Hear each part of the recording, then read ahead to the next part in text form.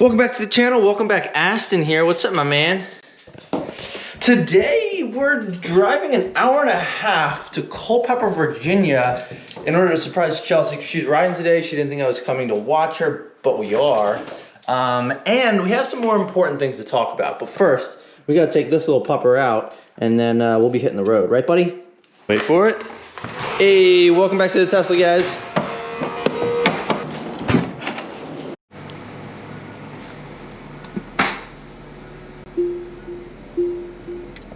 Alright, so last night I fully charged the car, and as you can see this morning, 245 miles of range.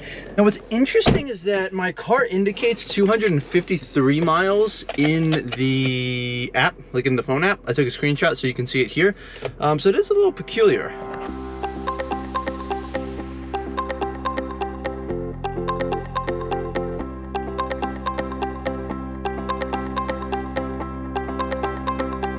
Oh, guys, what are the odds I hop on the highway?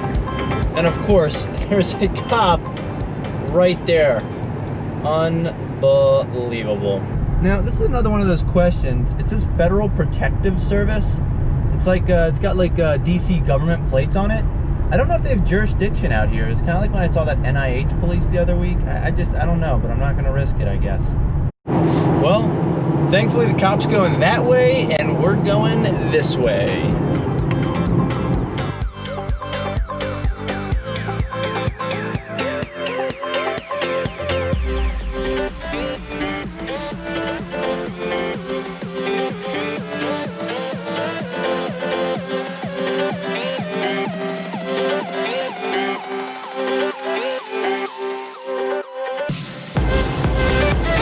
Okay, so before I was so rudely distracted by that police officer when I was getting on the highway, the point of today's video is that Tesla recently dropped the price of the Model Y by $5,000, which is pretty significant, bringing the two models that are out right now for the Model Y, the long range dual motor, or the performance, which is basically the exact same car but performance oriented. So the range drops a little bit, but the 0 to 60 increases. You get those 20-inch like Ubertine wheels, and some other goodies like nice pedals and maybe better brakes or something. I don't know. Point being, should you buy or should I buy a Model Y? I'm debating. I just don't know what to do at this point. So I am starting a new job in like 3 days. It's coming down to the wire. Yep. Which means I will start getting a paycheck again, which is fantastic because Virginia has been terrible and didn't pay me a dime of unemployment, of which I did file multiple times and just never got paid. So that's very disappointing. Thanks a lot, Virginia, for nothing. Anyways, should I buy a Model Y? Now, some benefits would be all the new tech. So I would be able to make videos on full self-driving, autopilot as well, just enjoy them for myself. Like right now, we're driving on 66 in Virginia, and well, I could just have autopilot on, you know, watch everything that's going on, but just enjoy the car driving itself. Two, better range. So my car right now, as you could see when I got in, I did fully charge it last night. My app indicated that it would charge to 253 miles. However, upon entering my car this morning, it had 245 miles. So not terrible, but with a Model Y, even a Model Y Performance, I believe the range is like 290, 295, somewhere in there, which is, well, almost 50 miles more, which is pretty significant. I mean, that's what, a 20% bump over my current range, roughly. So that would be nice. Now, pretty much any car I get into, actually, I don't know about the long-range Model Y, but if I get another car, it'd probably be a Performance Model Y or a Performance Model 3, or even like a long-range Model S. But the point is, pretty much any of those selections would yield a quicker 0 to 60 time than my current car.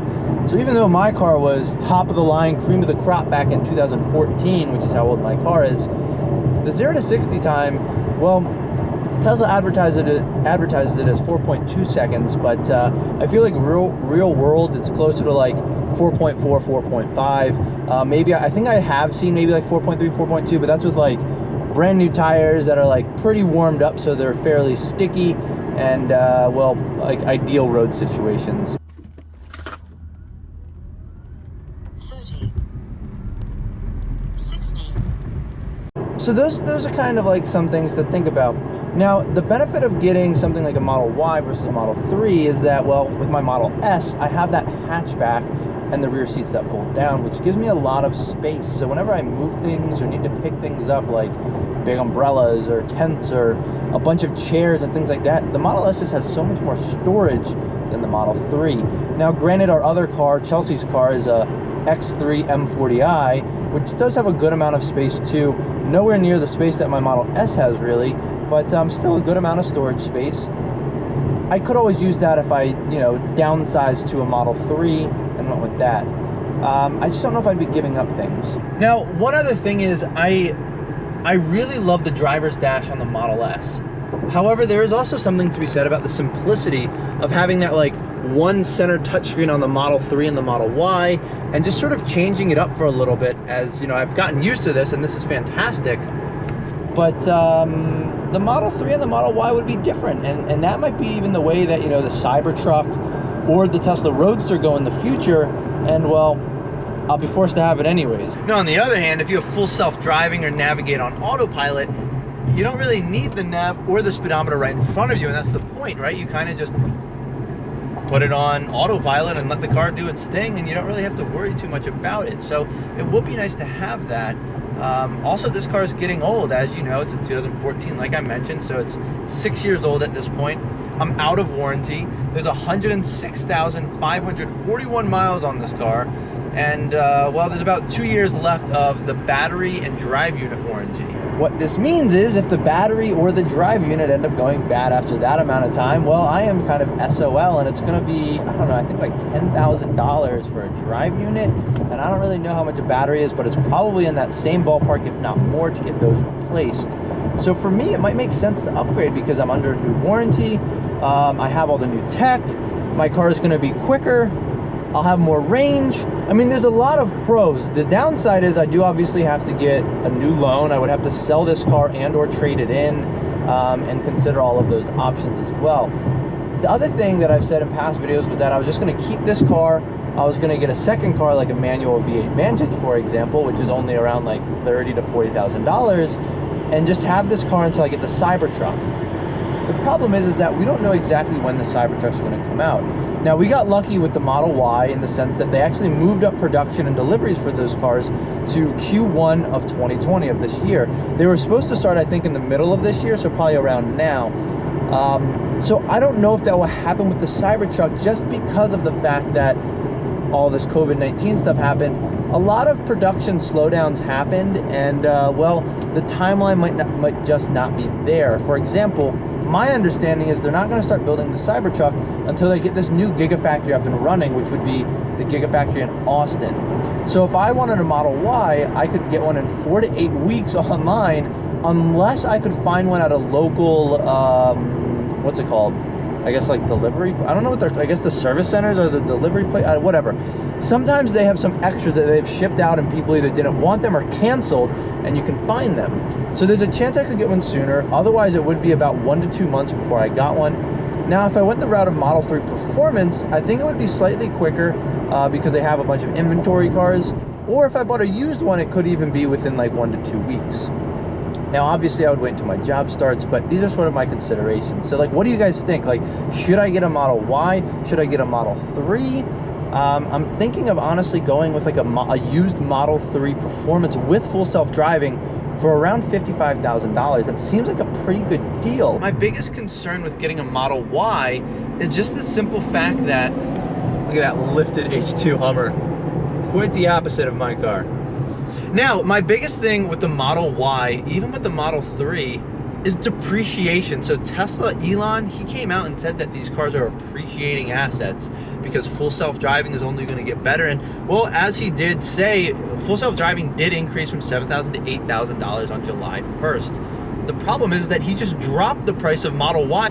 So even though full self-driving just went up by $1,000, the price of the car went down. Who wants to buy a used Tesla for more than the price of a brand new one? It doesn't really make sense. Therefore, you just depreciated the price. Like, it doesn't make any sense to me. So by buying a new car right now, like, I just feel like it probably wouldn't be worth it, and that's my hesitation with the Model Y. Are prices going to drop further? Can I even get used ones in the future?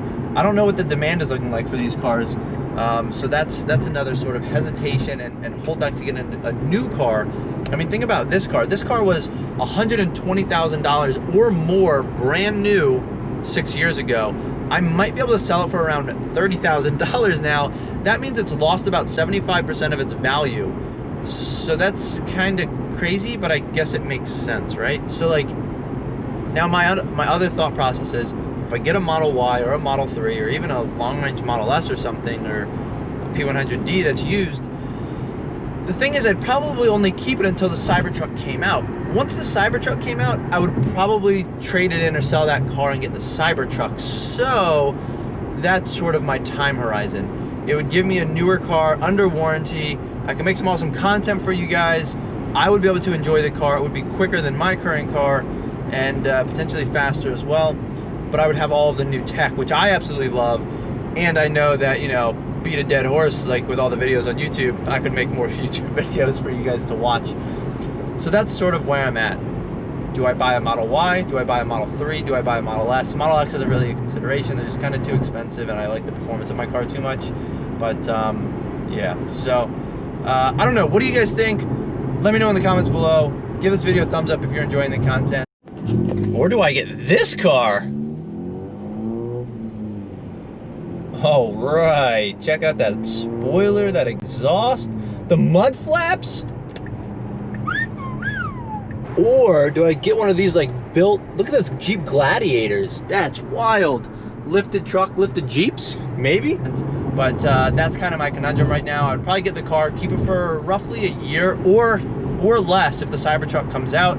So depreciation may not be too big of a factor, especially if I go with that used performance Model 3 with full self-driving for 55. That's not a bad deal, not a bad deal. But that's kind of where I'm at. Or do I get a second car? Like, are you guys interested in seeing, I don't know, a V8 Vantage? Or would that just help draw a bigger audience? I don't know. But this is what I'm considering right now. Just thought I'd throw that out there. But yeah, I just don't know how I feel about the looks of the Model 3 and Model Y. But I guess that's why I'd only keep it for like a year or less and then get the Cybertruck, because the Cybertruck is just awesome. So there's that. And this is why a little bit extra range would be nice. 11 miles of battery getting home, and well, yeah. Anyways, that's gonna be it for this video. If you are enjoying the content, like I said, please give this video a thumbs up, drop a comment down below, let me know what you think, and subscribe to the channel if you haven't. But until next time, guys, thanks for watching.